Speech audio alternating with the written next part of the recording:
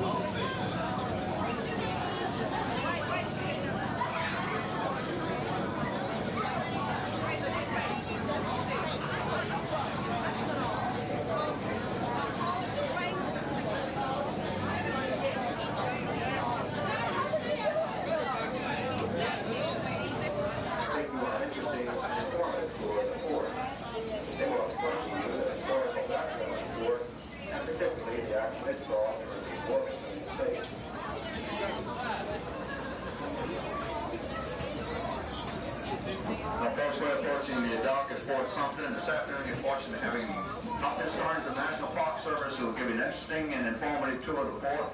The time of departure from Fort Sumner is 20 minutes after 3, and the historians will meet you on the dock.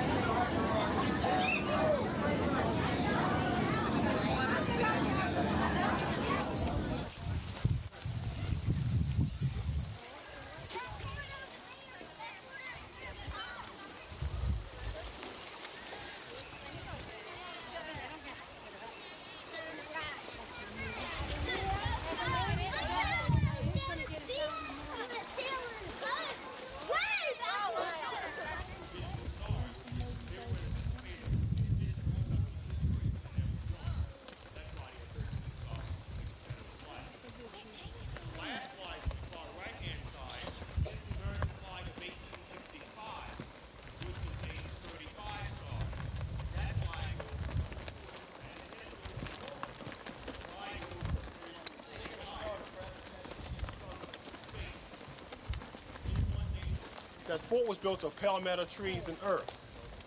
Now what happens here, there was a battle. There were British ships bombarding the palmetto log fort. Now during that battle, as the cannonballs hit the walls of the fort, the palmetto trees, they all bounced off. Now the reason why that occurred is because palmetto is very soft in the center. So as they fired upon the fort, it didn't do any damage. And that kind of raised the morale of the men inside of Fort Sullivan when they were able to defeat the British on the 28th of June, 1776. So in honor of that, that's why the palmetto tree is on the flag that you notice, and the little moon in the corner stands for liberty. So that's all about the state's flag. And I think everyone is in. Everyone is in? Okay. Can everyone hear me in the back? If not, you can move in closer. I have to make an announcement. This is the first time we've had 350 out on the boat, so this is a grand experiment for me. Anyhow, we'd like to say good afternoon and welcome to Fort Sumner National Monument on behalf of the National Park Service and the Department of the Interior. And my name is Michael, and Craig and Brian met you down by the door and by the boat. Now today, if you have any questions about the history of Fort Sumner, please don't be shy about stopping us, okay? That's why we are here today, to make sure you have a safe and enjoyable trip at Fort Sumner. Now, before we start talking about the history this afternoon, there are a few things that deal with safety that you need to keep in mind as you go around Fort Sumner. Okay, number one and most important, if you decide to go up on top of Battery Isaac UG. Now, beyond those flagpoles that you see up there this afternoon, we have constructed a chain barrier. And we ask this afternoon, for your safety and for my sanity, please do not go beyond that chain. It's very important. The reason why, beyond that chain, there is a 30-foot drop off of UG down into the rocks below. And if you fall from there today by accident, somehow you might injure yourself. So let's be careful, okay? And number two, our second job here today, it is to preserve and to protect Fort Sumner from you. So today, as you go around the fort, please don't climb on top of the bricks. Now, if you're wondering today about the bricks, they are original to the fort, over 100 years old. So as you go around the fort, just be careful, okay? Now the large black structure off to my left today, it contains two important places that you'll be looking for as you go around Fort Sumner. Okay, number one are the bathrooms. Now they are located, look behind you, it's a short flight of stairs. Up that flight, and in the corner of the building is where the bathrooms are. Okay, number two is the museum. It is located atop of those long flight of stairs that you see and over to the left. Now in the building today we have for you some artifacts and other things and a model of Fort Sumner in the museum, and there's also a small gift shop there too if you want to buy some souvenirs from the fort. Now to understand why Fort Sumner is out here, we have to go all the way back to the War of 1812. Now it was during the War of 1812 when our nation's capital, Washington, D.C., was attacked by the British. So what happens next out here is that the President, James Madison, and Congress got together and they worked out a plan to build a system of forts, just like Fort Sumner here, along the Atlantic coast and along the Gulf of Mexico to protect important coastal cities. Now, they began to work on Fort Sumner in 1829.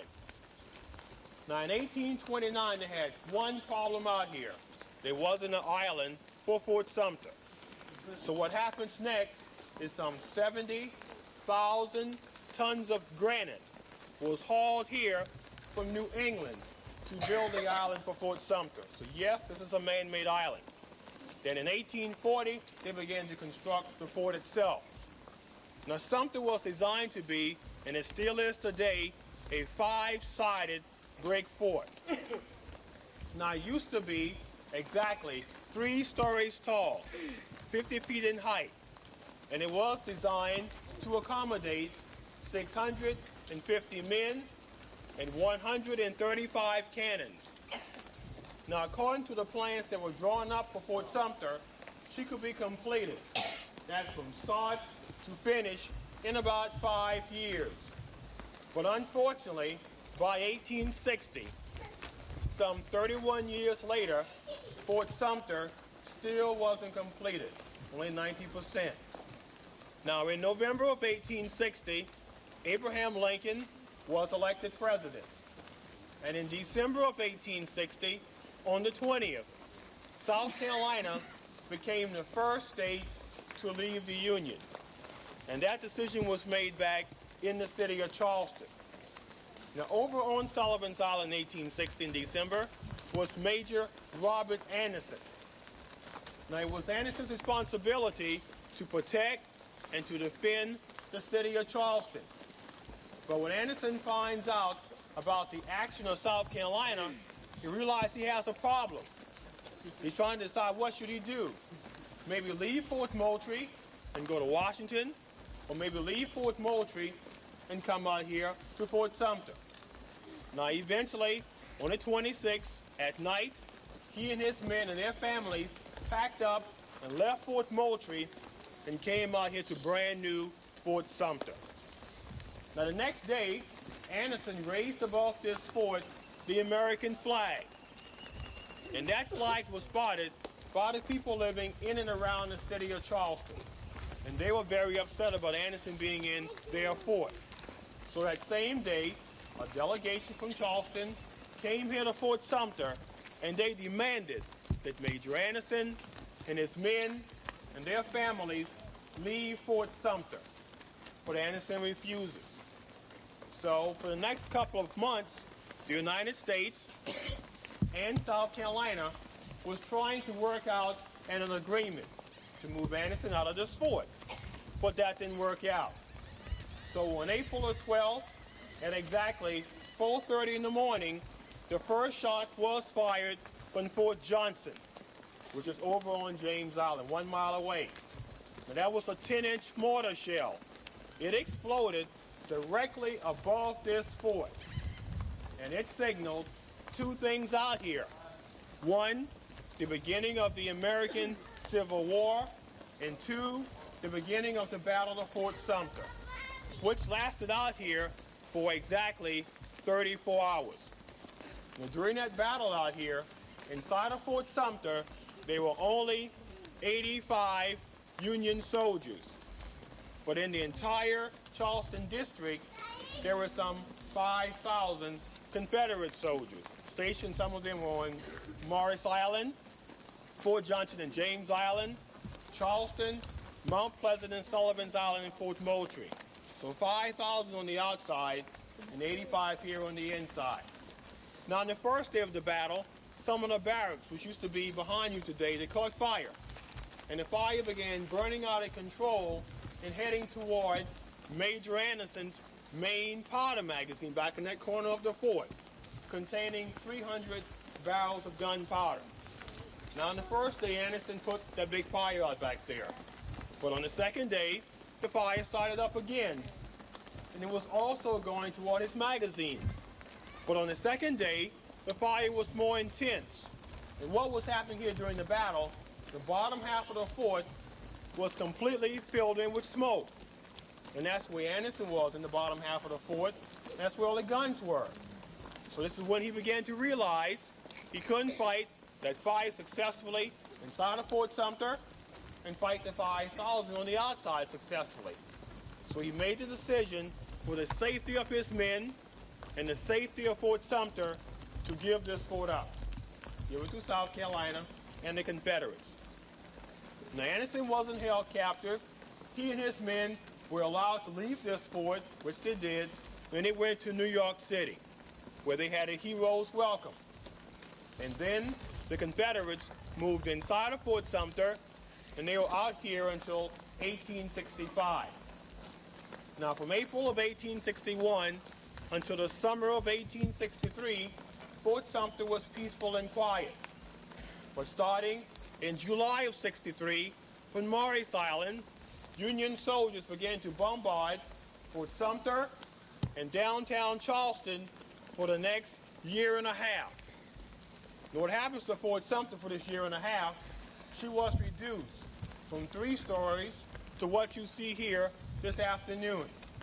Now you may be wondering today, well, how did the Confederates inside of Fort Sumter survive the bombardment for a year and a half?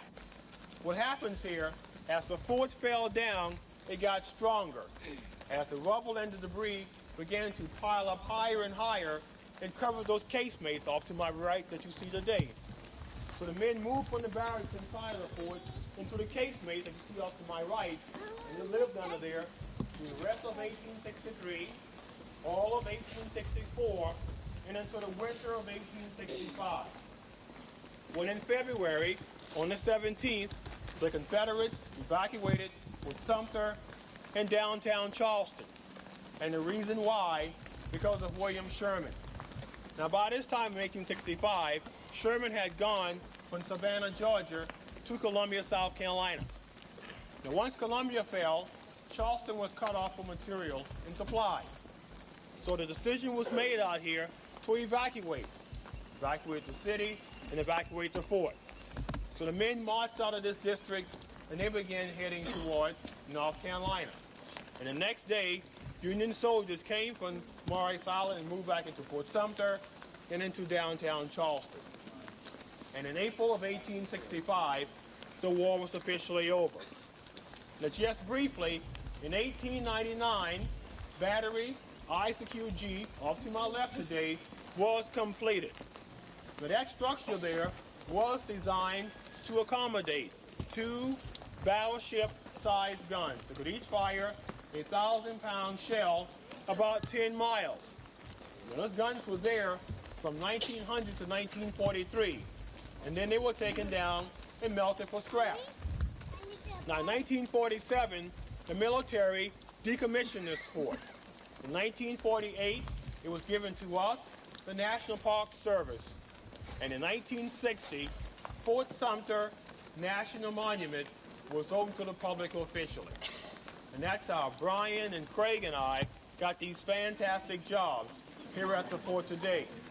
Now one more announcement I have for you that's very, very important. Now I have some folders up here for you today, and they have some as well. Now they contain a self-guided tour of Fort Sumter. But this year, due to budget cutbacks, we can only pass out 1 folder per family. So please only take 1 if you don't mind. Have a nice day, and thank you very much for coming out to the fort. Thank you. Without the white was just a battle flag. Okay, so when you saw the Stars and Bars, that was only for battle? That's only for battle from the back of the naval vessel. Okay. But the 2 you see above us were designed to fly over forts in the Confederate building. Okay. That's why we have them out here. Oh, that's great. Yeah. One of you said there was 3 stories. Was it enclosed or just filled up with still open? Yeah. The back end was always open. Yeah. The front was closed, except for a small hole that you see in front. Yeah, all knocked out. And we have pictures to document that too for you.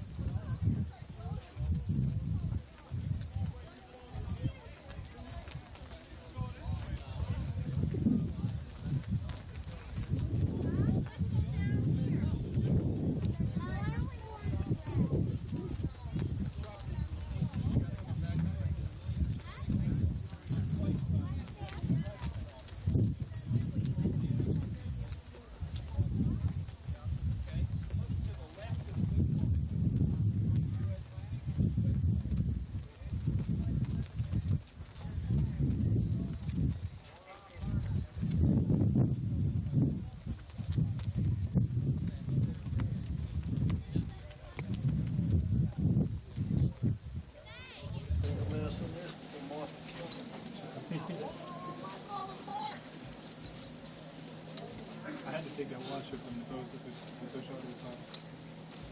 So I'll put it back.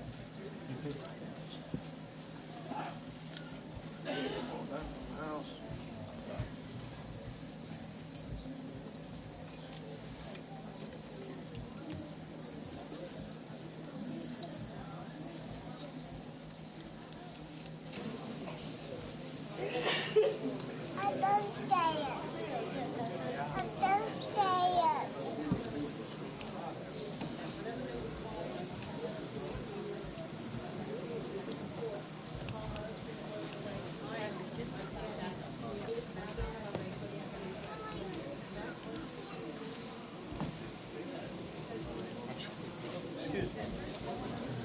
Yeah, they always take a picture of the finger stamp. Finger stamp.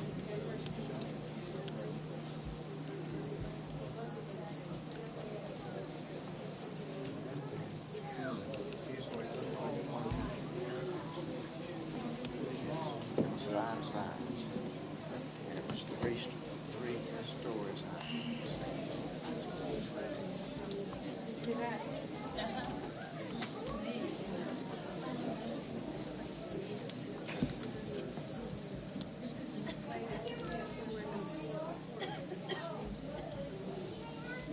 Was that sculpture? Those little feet.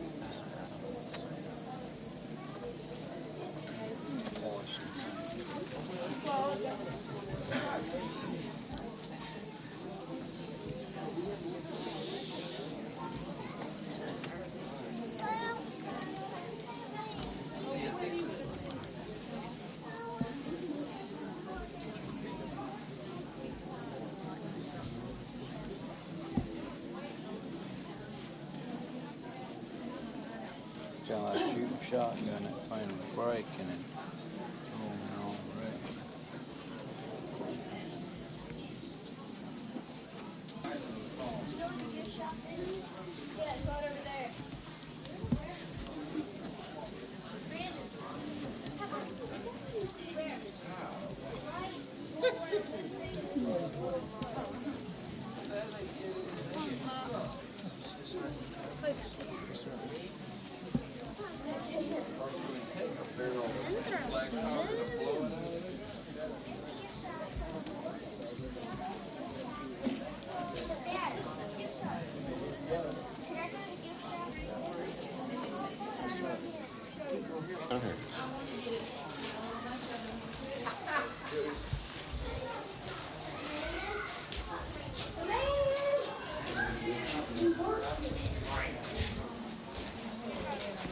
Technologies is proud to welcome you to the living seas.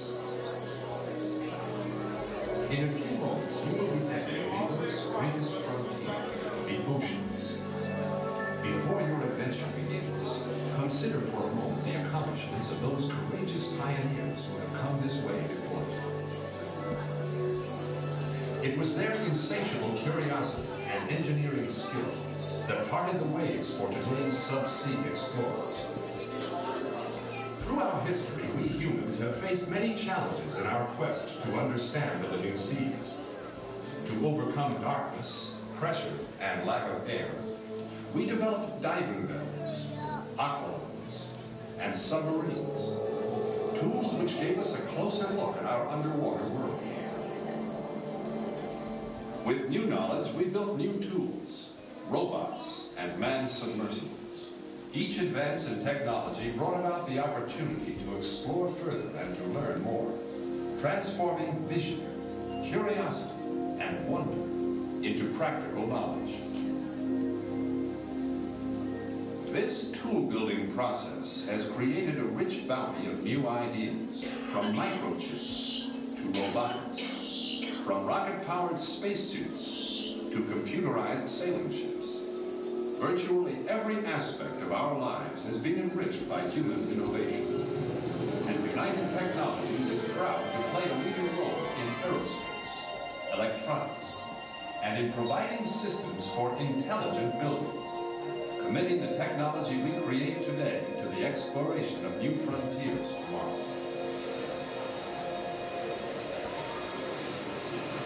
So come with us now to discover the sea, a resource so precious that our very existence depends on its health and well-being. A realm shrouded in mystery, yet possessing enormous potential for humanity. And now, from around the world, the men and women of United Technologies invite you to join us as we cross the threshold into the future of the living seas.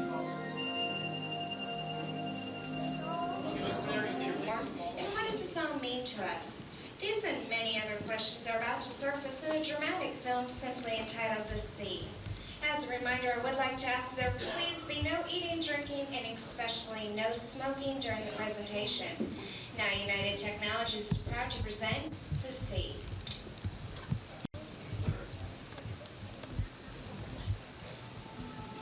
Try to imagine, just for a moment, that somewhere in the endless reaches of the universe, on the outer edge of a galaxy of 100,000 million suns, deep within a cluster of slowly forming planets, a small sphere of just the right size lies just the right distance from its mother star, cooling in the coldness of space.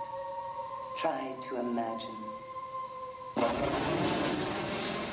Now that sphere's creation continues as countless volcanoes spew clouds of gas and steam into the sky from melted mineral formations.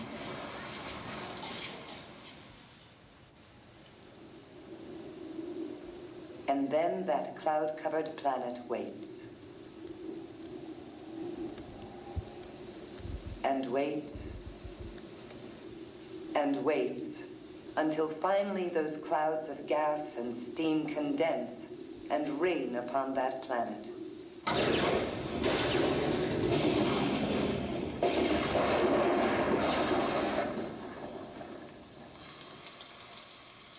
Rain upon that planet, Earth.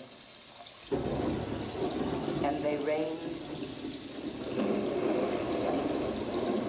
and rain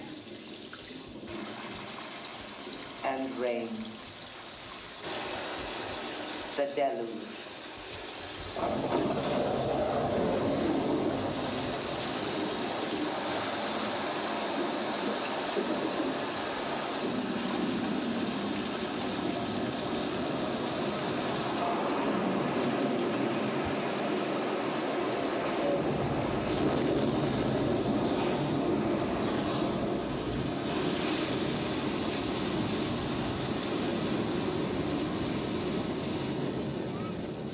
Deluge of such magnitude that the world's greatest waterfalls, flowing together for more than 1,000,000 years, would only just begin to approach its results. For when it finally stopped,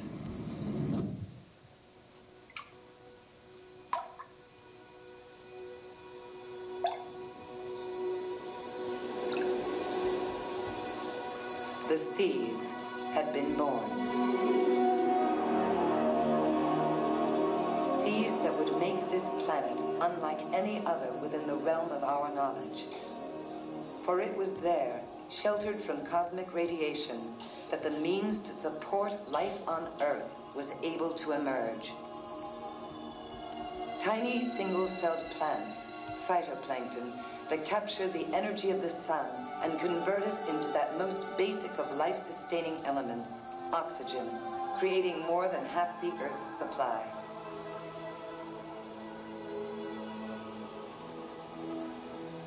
But more than that, those same seas interact with that same solar energy and the Earth's rotation to serve as the engine that drives all the world's weather.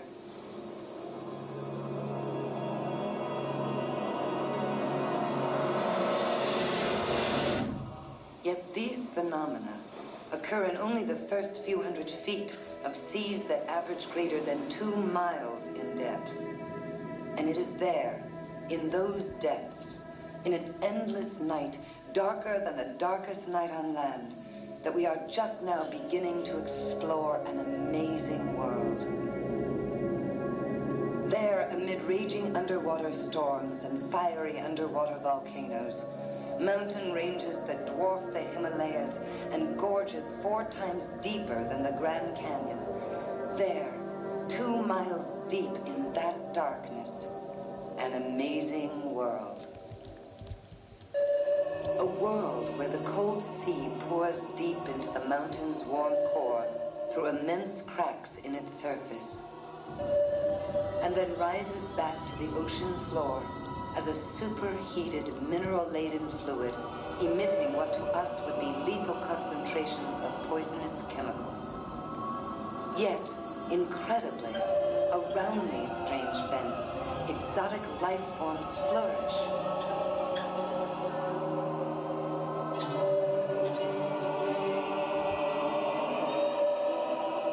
Life forms that have astonished biologists by finding the means for their survival, not in photosynthesis and the sun, but in the chemicals of the earth itself. Chemosynthesis, an ecosystem like none other on Earth. Until now scientifically inconceivable, yet there, nevertheless, deep beneath the sea, waiting for our discovery. Waiting in a world where we've spent less time than on the surface of the moon. A world we've only just begun to explore, with tools we've only just begun to imagine.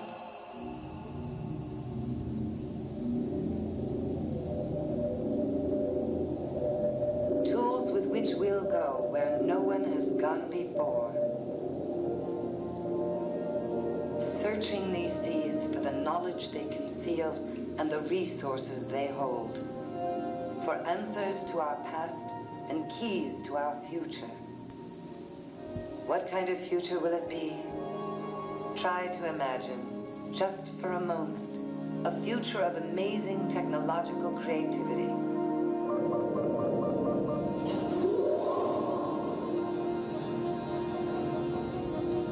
A future of incredible adventure and discovery.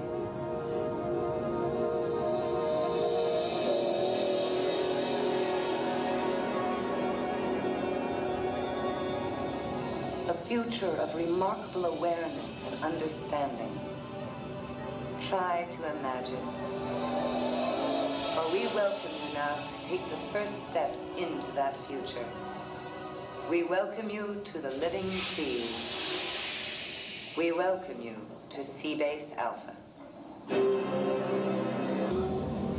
Roger, number 2. Notify when cleared of docking. Docking being clear. Seabase Alpha, evacuator on approach.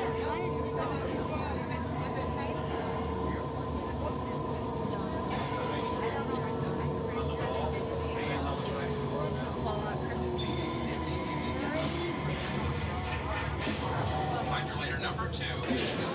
Please take young children by the hand. Look down and watch your steps to the platform. SG-7. You'll be traveling through part of the coral reef that surrounds Seabase Alpha. Out there, you're liable to see everything from robotic submersibles to the latest dive suits and a wide variety of very colorful marine life. And the view gets even better at the visitor center. Enjoy the sights and the shows of Seabase Alpha.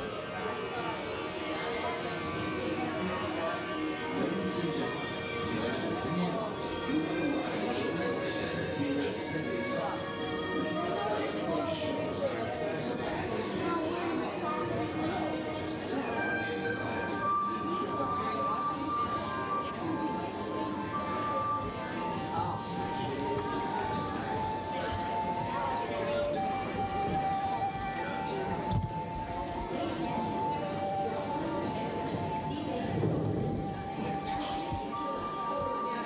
Folks, please remain seated inside your car, keeping your arms, hands, and elbows inside.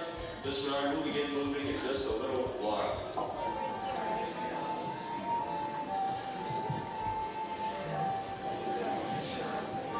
Okay, once again, folks, please remain seated. This ride will begin moving immediately.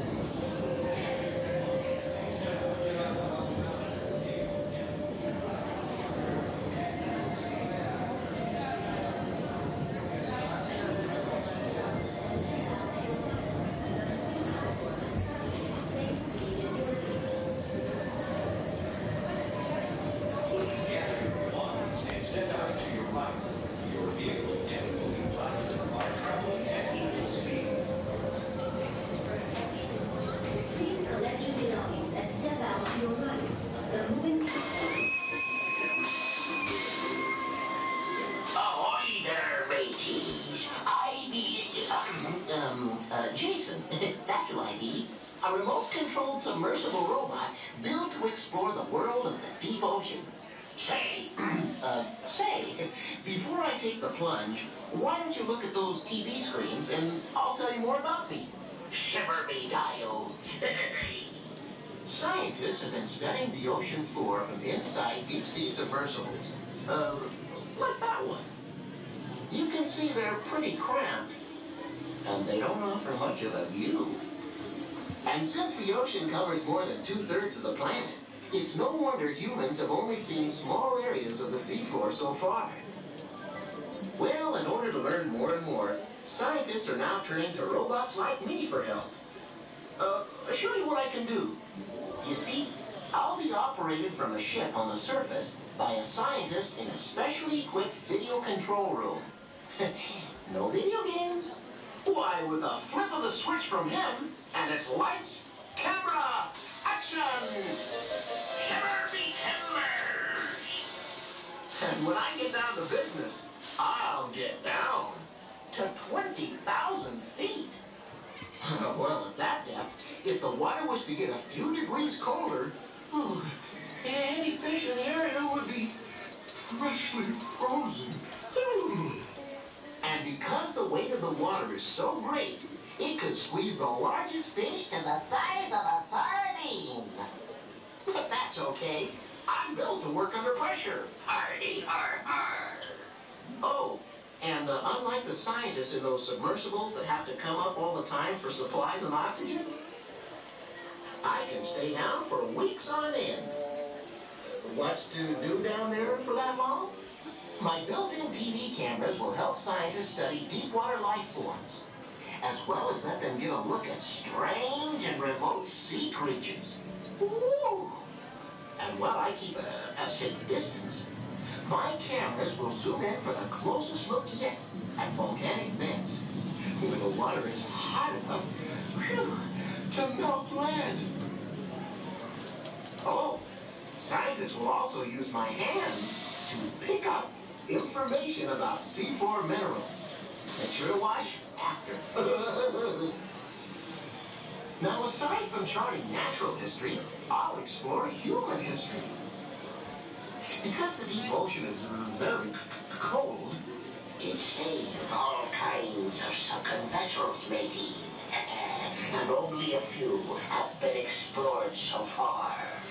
Aye, but by using me propellers. I'll be going for an inside look at ships that lie even deeper. Now, I'm not going to do all of this just so one or two scientists can watch it on some TV screen. Nope, people the world over will share what I'm doing, because my telecast will be shown live via satellite to research stations all over the world, as well as here at Epcot Center. Needless to say, the future looks great for robots like me. And I, for one, can't wait to dive into my work. Who knows? The depths may hold many wonders yet to be discovered. Why, I might be the one to show the world something very unusual. Thanks for stopping by. See you again, mateys. Shiver me dials. Plug me in to some 220.